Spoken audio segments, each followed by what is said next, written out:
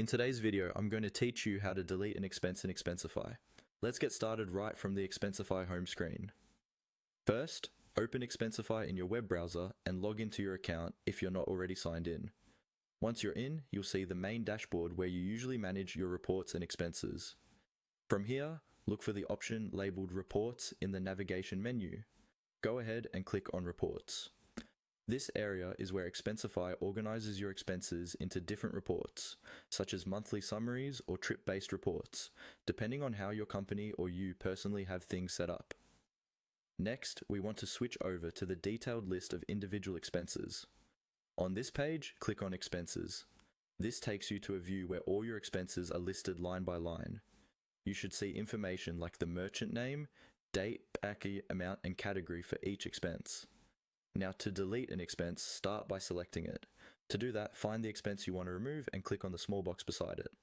This checkbox lets Expensify know which expense or expenses you want to take action on.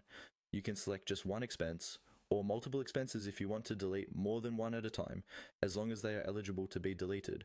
Once you've checked the box, look for the drop-down or arrow next to the word Selected at the top of the list. Click on the arrow beside Selected to open the available actions for those checked expenses. In that menu, choose Delete.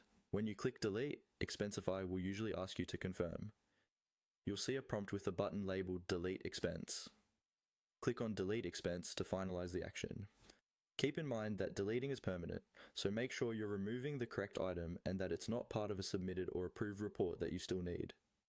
There's also another way to delete an expense if you prefer working from the individual expense view.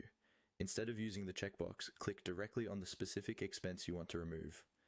This opens the full expense details on your screen. Inside the expense, look for a More option, usually near the top or side of the expense details panel. Click on More and then choose Delete from the options that appear. Finally, confirm by clicking Delete Expense again. And that's it. You now know two simple ways to delete an expense in Expensify.